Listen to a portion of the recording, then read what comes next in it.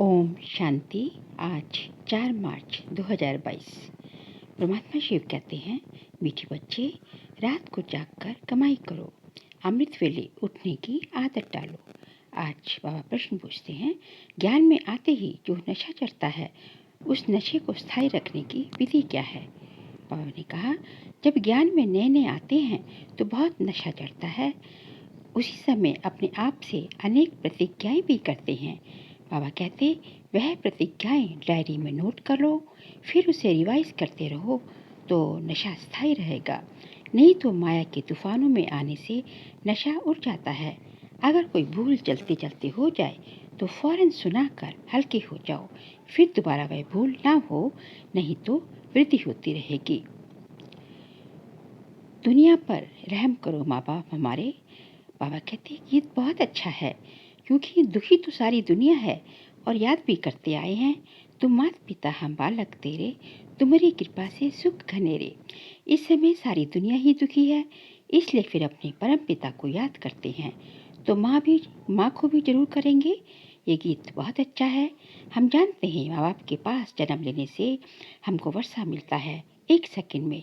भारत में ये गायन है, बच्चे अब सम्मुख बैठे हैं, जगत अम्बा है तो जरूर जगत पिता भी होगा, उनके ऊपर भी कोई होगा, क्योंकि इस समय सुखधाम का वर्षा मिलना है। तो सुखधाम की स्थापना करने वाले माता पिता भी चाहिए। कोई माता पिता साहूकार होते हैं तो उनका फर्स्ट क्लास घर होता है, कोई माता पिता गरीब होते हैं तो घर भी ऐसा ही होगा ना। सतयुग में देखो राधे कृष्ण हैं, उन को पहले पहले बादशाही मिली है। राधे जरूर कोई राजा के पास जन्म लेगी तो राजकुमारी होगी, और श्री कृष्ण राजकुमार होगा, फिर उनकी शादी होती है। ये तो बरोबर है। माता पिता अब देवी राजधानी स्थापन कर रहे हैं। देवी देवताएं सूर्यवंशी महाराजा महारानी थे। हम जानते हैं इन्हों को ये मर्तबा कैसे मिला। राम सीता को चंद्रवंशी राजाई कैसे मिली। कलयुग के अंत में तो कुछ भी नहीं है, यह पढ़ाई से हम राजाओं का राजा बनते हैं। जैसे कि लौकिक पढ़ाई से इंजीनियर बैरिस्टर आदि बनते हैं, यह पढ़ाई फिर जो है हमें सतयुग में ले जाने के लिए है, नई दुनिया में जाने के लिए है। और कोई ऐसी यूनिवर्सिटी नहीं होती जहाँ राज्य पद प्राप्त करने के लिए पुरुषार्थ कराया जाता हो। इसका नाम ही है गीता पाठशाला। गीता से तो राजाई पद मिलता है ना। राजयोग भगवान ही आकर सिखलाते हैं, कितनी सहज बात है। बाबा कहते, कल ही की तो बात है, बराबर लक्ष्मी नारायण का राज्य था। गाते भी हैं कि क्राइस्ट से 3000 वर्ष पहले देवताओं का राज्य था। उन्हों को ये कैसे मिला? जरूर भगवान ने विनाश के पहले पढ़ाया है, उनके बाद ही विनाश हुआ होगा, फिर राजयोग से सतयुग में राज्य पद पाया होगा। ये है संगम की बात। अभी बाबा कहते हैं कि हम लिख सकते हैं कि सेकंड में सूर्यवंशी चंद्रवंशी राजाई प्राप्त कैसे हो, आकर समझो। चित्रों पर भी हम अच्छी तरह समझा सकते हैं। जो शूर बुद्धि होंगे वो सभी बहुत जल्दी समझ जाएंगे। ब्रह्म कुमार और कुमारियाँ सो शिव के पोतरे पोतरियाँ हुए। पापा कहते हैं, मुझे कोटों में कोई पहचानते हैं और मुझसे वर्षा लेते हैं। सेकंड में जीवन मुक्ति पाते हैं, फिर जीवन मुक्ति में ऊंच पद प्राप्त करने के लिए पुरुषार्थ करना पड़ता है। ये सब समझाने की बातें हैं। मेरे प्रदर्शनी बहुत निकलती हैं, ख्यालात भी नए नए चलते हैं, पॉइंट्स भी नई नई निकलती हैं। दिन प्रतिदिन चित्र और सहज होते जाएंगे और सब ये सब, लेकिन सभी कुछ ड्रामा में नूंद है। कल पहले जो एक्ट चली है वही चलती है। ऐसा कोई लिख ना सके कि ये प्रदर्शनी 5000 वर्ष के बाद फिर इस समय निकाली गई है, फिर कल्प के बाद निकलेगी। एक ही बार कल के संगम पर ये प्रदर्शनी निकलती है, या 5000 वर्ष के बाद ये प्रदर्शनी परमपिता परमात्मा से सेकंड में जीवन मुक्ति पद पाने या समझाने के लिए हम निकालते हैं। बाबा कहते हैं, ऐसे लिखोगे तो बहुत ही सर्विस में वृद्धि होती जाएगी। ये सब क्योंकि ये सब देश देशांतर में जाएगा। नए नए पॉइंट्स बाबा समझाते रहते हैं, एडिशन करेक्शन भी होती रहती है। बाबा कहते हैं, मैं रोज़ नई नई बातें तुमको समझाता हूँ, सब इकट्ठे थोड़ी ही समझाऊंगा। बाकी दुनिया वालों ने तो युद्ध के मैदान में लिख दिया है कि युद्ध के मैदान में गीता सुनाई। 18 अध्याय की गीता बनाई है। जो संस्कृत में होशियार होते हैं वे तो केवल आधे घंटे में श्लोक कंठस्थ कर लेते हैं। मुख्य है ही गीता, बाकी भागवत में तो कहानियाँ हैं। गीता को ही संस्कृत में बनाया गया है। छोटी सी सीता संस्कृत में बनाई है। ज्ञान सागर बाबा तो इतना ज्ञान सुनाते हैं कि जो सागर को स्याही बनाओ, जंगल को कलम बनाओ, सारी पृथ्वी को कागज बनाओ तो भी पूरा ना हो।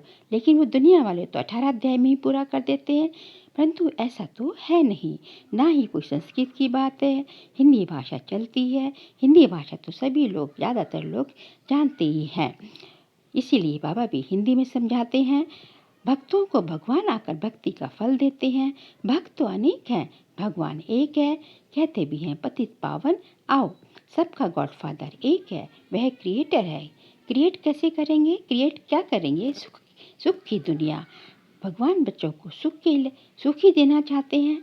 गॉडफादर स्वर्ग रचते हैं और जिन्हों को स्वर्ग का मालिक बनाते हैं उन लोग को गॉड गॉडेस कहा जाता है। अर्थात लक्ष्मी नारायण को गॉड गॉडेस कहा जाता है। सबको नहीं कहेंगे, ये बहुत गुप्त बातें हैं। गॉडफादर एडम और ईव द्वारा सृष्टि रचते हैं। एडम ईव मतलब जगत पिता और जगत माता, अर्थात ब्रह्मा बाबा और जगदम्बा सरस्वती। ये धीरे धीरे समझ गॉड अलग है, ये धीरे धीरे समझते जाएंगे। चाल वृद्धि को पाता जाएगा। भारत को ही मुक्ति और जीवन मुक्ति मिलती है। सुखधाम भारत ही बनता है। पहले भारत ही प्राचीन खंड था जहाँ देवी देवताएं राज्य करते थे। उसके बाद इस्लामी बौद्धिक खंड स्थापन हुए। बहुत ही सहज बात है। जिस समय जिसका सप्लिंग लगना होगा उसका उसी टाइम, एक्यूरेट टाइम पर ही लगेगा। आगे बाबा ने कहा कि जो है माया के तूफान तो बहुत आएंगे। तूफान से पुराने पत्ते भी गिरते हैं और नए को तो पहले खुशी का पारा बहुत चढ़ता है कि हम आपके होके ही रहेंगे। प्रतिज्ञाएं करते हैं, लेकिन माया भी कम नहीं है। बच्चे जो प्रतिज्ञा करते हैं डायरी पर नोट करते हैं, लेकिन उसको रिवाइज नहीं करते, तो जैसी प्रतिज्ञा का फ़ायदा नहीं होता। और जो है ऐसे सोचते हैं कि हमारे पिछाड़ी वाले पढ़ेंगे, लेकिन यहाँ तो कोई पीछे से इस ज्ञान को पीछे आपकी डायरी से कोई ज्ञान उठाएगा नहीं, क्योंकि सब कुछ तो जो है सब कुछ विनाशी होना है। तो जितना जो उठाया सो उठाया, ना पढ़ा तो कच्चा ही रह जाएगा। थोड़ी भूल कर फिर बताया, नहीं तो फुल भूल जो है वृद्धि को पाती रहेगी।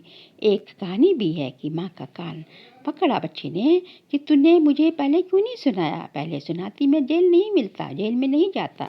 ये सब दृष्टांत है, जो है कहानियाँ हैं। बाबा कहते चोरी कभी मत करो, उसकी आदत गंदी आदत पड़ जाएगी और आगे धर्मराज के बहुत डंडे खाने पड़ेंगे। अब परम पिता से जितना वर्षा लेना हो वो ले लो, क्योंकि भगवान विश्व की बादशाही देने के लिए ही आए हैं। अभी जो है अपनी बैगरी जीवन है, इसमें देही अभिमानी अर्थात आत्म अभिमानी बनना है। इस शरीर सहित सारी दुनिया को ये हम भूलते हैं। लोभ नहीं रखना है, जो मिले सो अच्छा।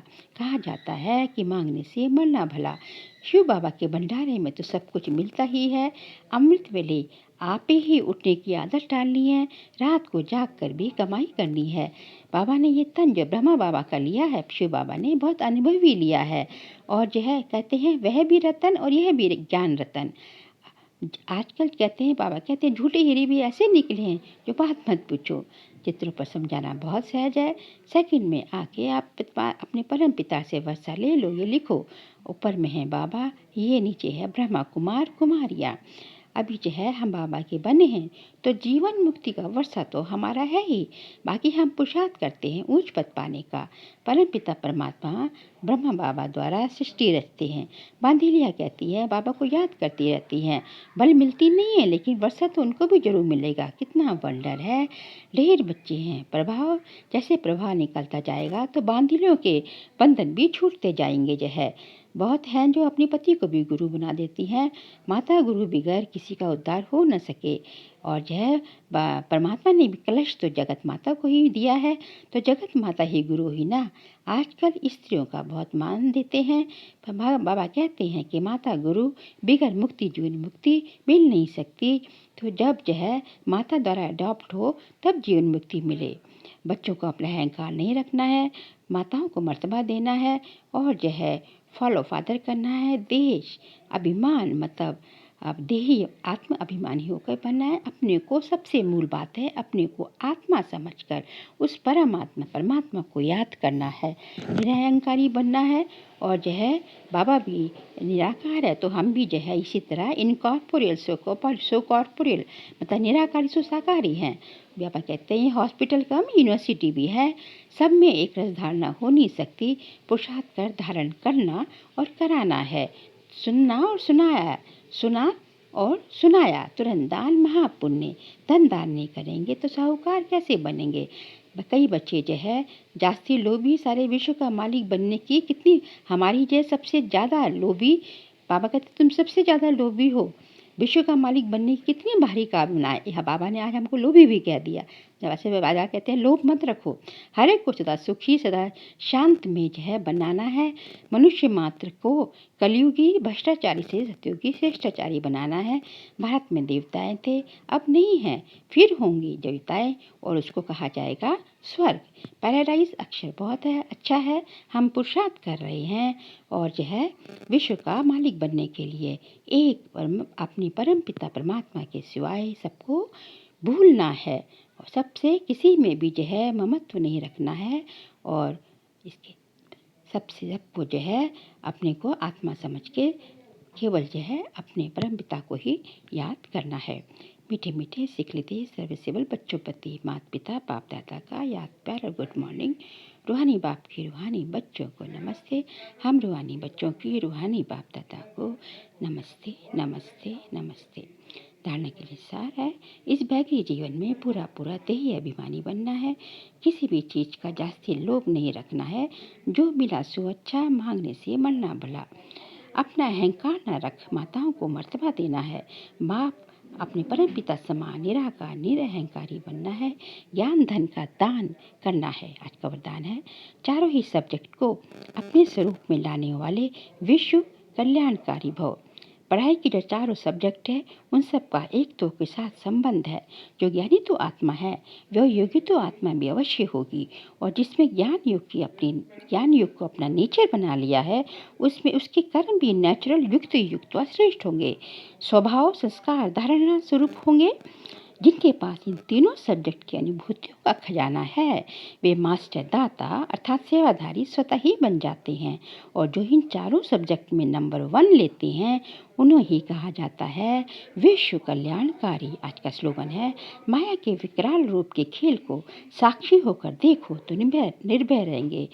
माया के विकराल रूप कई तरह के होते हैं। आज संपर्क में भिन्न भिन्न आत्माओं के साथ, या फिर जो है प्रकृति के विकराल रूप या परिस्थितियों के रूप में। लेकिन हम जो है ड्रामा के पट्टे पर चलें और हर एक के पाठ को जो है हर एक अपना पाठ बजा रहा है, इसको साक्षी होकर देखें, तो जो है हम जो है बिल्कुल ही जो है अपनी स्थिति हम एक रस बनाने में सक्षम रहेंगे और निर्भय रहेंगे और सब कुछ हमें खेल प्रतीत होगा। अब आगे है अनमोल ज्ञान रतन जो है दादियों की पुरानी डायरी से। ज्ञान की महसूसता का सुख है ही शांति, अर्थात निर्विकल्प हो जाना। अंदर जाने से शांत रूप हो जाते हैं। इस अविनाशी ज्ञान से संपूर्ण शांति के स्थान पर पहुँचते हैं। शांत अर्थात योग निष्ठा अवस्था को धारण करने से योग की बहुत तेज लाइट निकलती है। जो दिन रात ऐसी मीठी योग की अवस्था में रहते हैं, उन्हें अपरंपार खुशी होती है। उनके साथ हथ के बंधन टूट बेहद की स्थायी खुशी प्रकट हो जाती है। ऐसी अवस्था में दिल बहुत हल्का रहता है और खुशी की लहरों में फूले नहीं समाते। यही योग निष्ठा है और यही निष्ठा की चाबी है। यही योग निष्ठा की चाबी है जो हम देवी वत्सों ने पिता ईश्वर द्वारा जो है प्राप्त की है। अच्छा, ओम शांति।